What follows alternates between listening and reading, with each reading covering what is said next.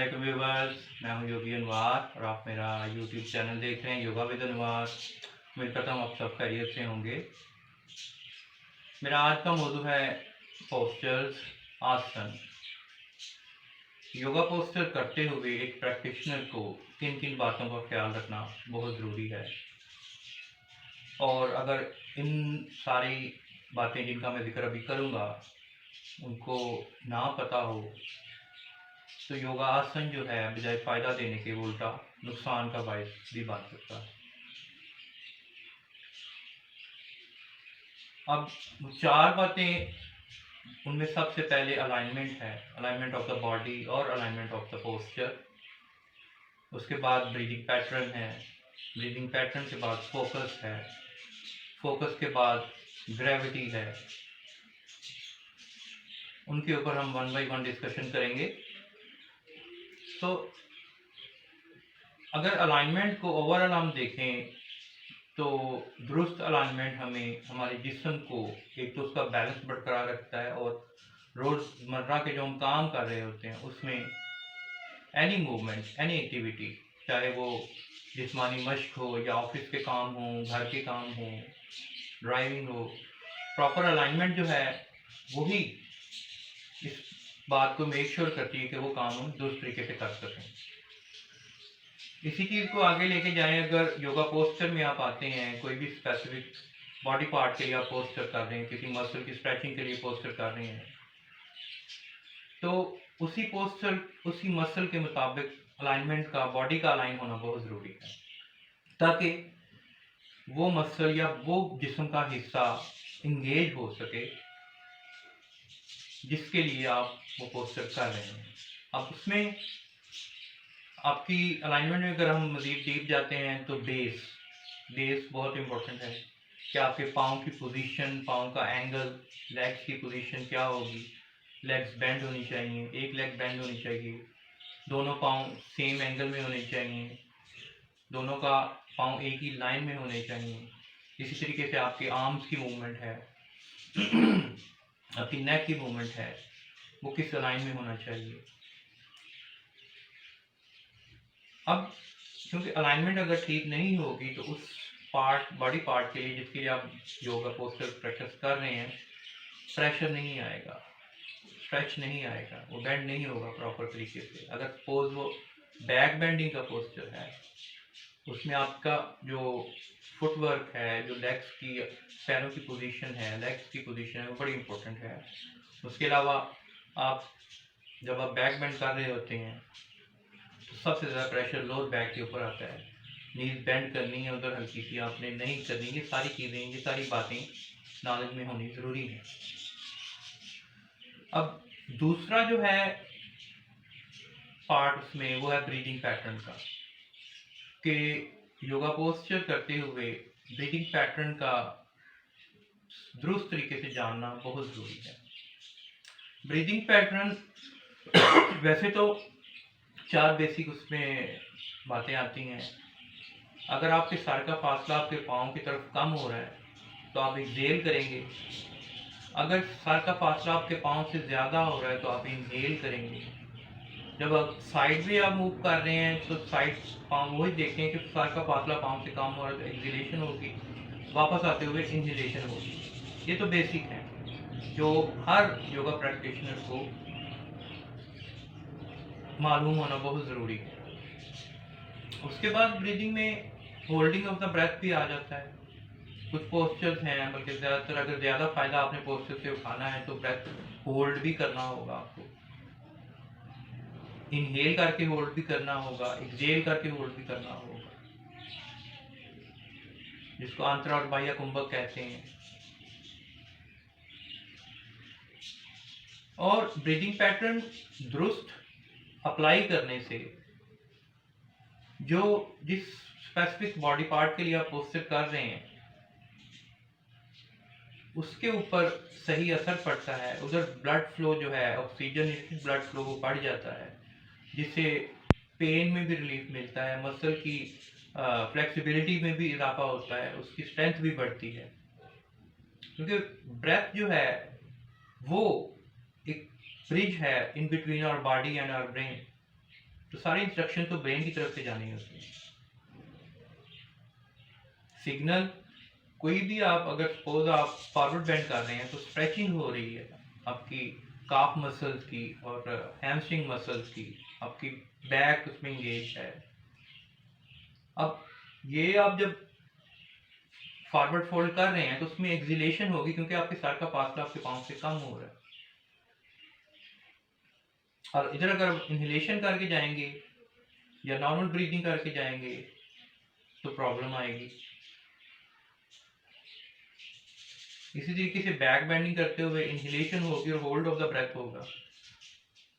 जब आप वापस पोस्चर में आएंगे अपने सीधी पोजीशन में तो एक्सिलेशन होगी बैक बेंड करते हुए, उसके साथ ही जो ब्लड है वो रश करेगा उस एरिया में, और जब ब्लड उधर जाएगा, ब्लड सर्कुलेशन बढ़ेगी, तो जो भी आपकी प्रॉब्लम है, पेन है आपको, उसमें रिलीफ मिलेगा। और तीसरा है फोकस पॉइंट।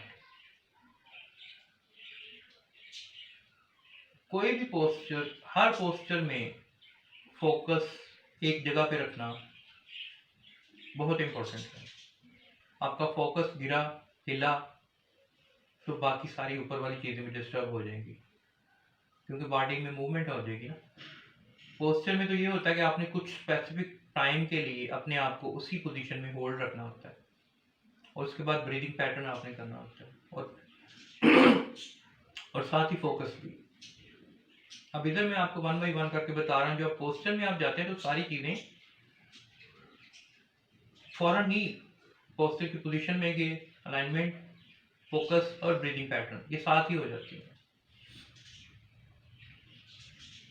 तो खासतौर पे जो बैलेंस वाले पोस्चर होते हैं, 1 लेग बैलेंस पोस्चर आगे या आर्म बैलेंस पोस्चर हो गए, उसमें फोकस को बड़ा दखल है। एक तो पोस्चर करते हुए फोकस आपका एक जगह पे मरकूज रहने से, आप अगर 1 लेग पे आप खड़े हैं, योगा पोस्चर कर रहे हैं, तो उससे आपका फोकस डेवलप भी होगा, आपके माइंड एक जगह पे फिक्स हो जाएगा, आदत पड़ जाएगी उसको, और आप पोस्चर के दौरान भी इंजरी से बच जाएंगे, गिरने से बच जाएंगे। अब फोकस के बाद अगला जो पॉइंट है वो है ग्रेविटी। टुवर्ड्स ग्रेविटी पोस्चर है या अगेंस्ट ग्रेविटी पोस्चर है। क्योंकि अगेंस्ट ग्रेविटी पोस्चर में एक तो स्ट्रेंथ ज्यादा लगती है, आपकी एंड्योरेंस लेवल ज्यादा चाहिए होता है आपको। टुवर्ड्स ग्रेविटी है, सीटेड पोस्चर्स हैं या लेट के करने वाले पोस्चर्स हैं, उसमें ग्रेविटी की रेजिस्टेंस इतनी नहीं होती। आर्म बैलेंस जो पोस्चर्स हैं पावर योगा के लिए, खासतौर पे आर्म बैलेंस पोस्चर्स हैं जिसमें हम पूरी बॉडी को, वेट को अपने बाजुओं के ऊपर उठाते हैं, वो अगेंस्ट द ग्रेविटी होते हैं। उनमें फोकस बहुत इंपॉर्टेंट है। दोबारा फोकस की तरफ मैं आता हूँ। आप उसकी मिसाल मैं दूंगा कि एक पोस्चर में फोकस, ब्रीदिंग पैटर्न का तालमेल आपस में क्यों जरूरी है। आप हेड स्टैंड कर रहे हैं, शीर्षासना। अब उसमें एक तो आपका फोकस पॉइंट एक ही जगह पे फिक्स होना चाहिए। दूसरा ब्रीदिंग। अब नॉर्मली हम जब भी पोस्चर करते हैं उसमें नॉर्मल ब्रीदिंग होती है, डीप ब्रीदिंग होती है। शैलो ब्रीदिंग से अवॉइड किया जाता है। शैलो ब्रीदिंग, रैपिड ब्रीदिंग होती है उन्हीं भस्त्रिका प्राणायाम में। बट शीर्षासना में अगर आप नॉर्मल ब्रीदिंग करेंगे, डीप तो खैर बाद की बात रहेगी, अगर नॉर्मल ब्रीदिंग भी करेंगे तो आपका फोकस हिल सकता है, आप गिर सकते हैं। शीर्षासना में, हेड स्टैंड में शैलो ब्रीदिंग होगी, वो भी बहुत स्लो, क्योंकि नॉर्मल ब्रीदिंग से भी एब्डोमिनल जो है पेट सिकुड़ेगा भी और फूलेगा भी, जिससे बॉडी का बैलेंस खराब हो सकता है। जबकि शैलो ब्रीदिंग जब आप करेंगे, सीने के थ्रू ही आप ब्रीद इन ब्रीद आउट करेंगे स्लो मोड में, तो आप बैलेंस बरकरार रखने में कामयाब हो सकेंगे। अब फिर मैं ग्रेविटी की तरफ आता हूँ कि एक योगा प्रैक्टिशनर को पता होना चाहिए कि पोस्चर करते हुए इस पोस्चर के मुताबिक मेरी जिस्म का, मेरी बॉडी का सेंटर ऑफ ग्रेविटी क्या है। अब सेंटर ऑफ ग्रेविटी की जो डेफिनेशन है वो मैं आपसे शेयर करने लगा हूं कि आपने जो भी पोस्चर किया है उसमें आपने सबसे पहले ये देखना है कि आपके जिस्म किस हिस्से की तरफ सबसे ज्यादा वेट है, या कौन सा हिस्सा सबसे ज्यादा भारी है, या जिसके ऊपर सबसे ज्यादा प्रेशर है। सेंटर ऑफ ग्रेविटी उससे थोड़ा सा पीछे होगा। ह्यूमन बॉडी का जो सेंटर ऑफ ग्रेविटी है नॉर्मल, अगर आप स्टैंडिंग पोजीशन में हैं, वो नाभ से थोड़ा सा नीचे आई थिंक होता है। अब ये चार मैंने आपसे डिस्कशन कर ली इंपॉर्टेंट बातें। अब उसके बाद हम आ जाते हैं पोस्चर के एडवांटेजेस और डिसएडवांटेजेस की तरफ, या कॉन्ट्राइंडिकेशन की तरफ। एक बात याद रखें, जो भी किसी पोस्चर के एडवांटेजेस हैं वो ही उसके डिसएडवांटेजेस भी हैं, या कंट्रा इंडिकेशन भी हैं। वो क्यों? आपको मसल में कोई इंजरी नहीं है और आप पोस्चर कर रहे हैं, हर पोस्चर आप कर रहे हैं, ओके, वो ठीक है।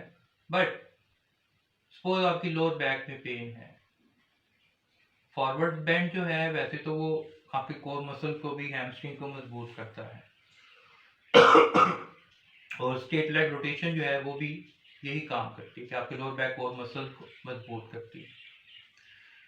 बट अगर आपकी पेन इस एरिया में ट्रिगर कर रही है, पेन हो रही है आपको शदीद, उस वक्त अगर स्ट्रेचिंग करेंगे आप तो उल्टा नुकसान होगा, मसल जो है वो मजीद स्वेल हो जाएगा और पेन में शदीद इजाफा हो जाएगा।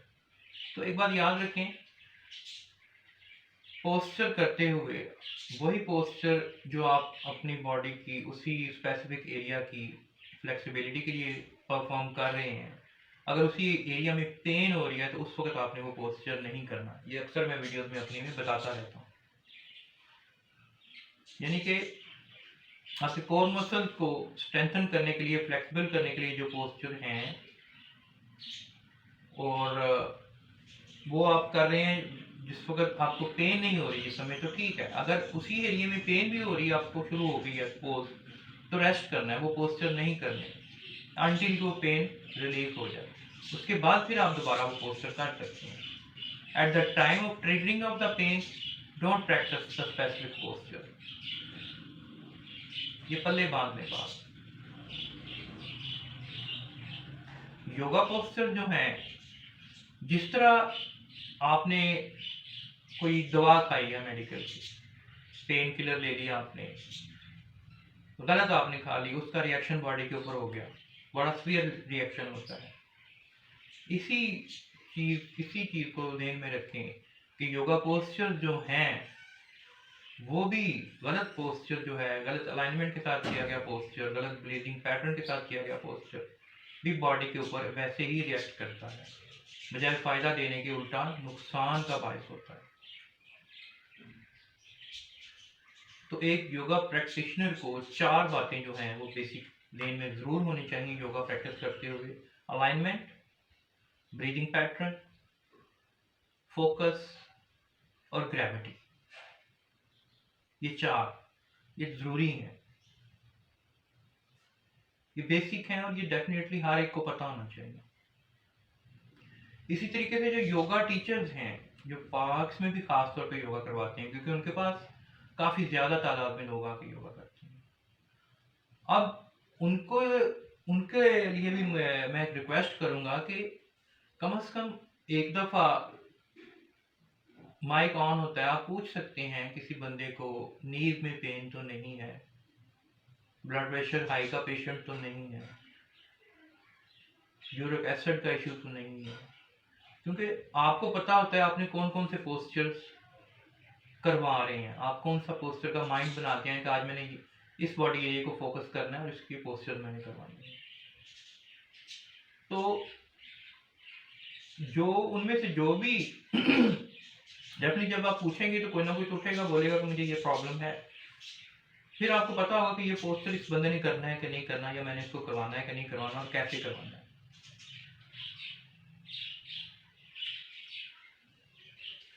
सो ये थी मेरी आज की वीडियो। उम्मीद करता हूँ आपको वीडियो पसंद आई होगी। चैनल को लाइक, सब्सक्राइब और शेयर करना मत भूलें। अल्लाह हाफ़िज़।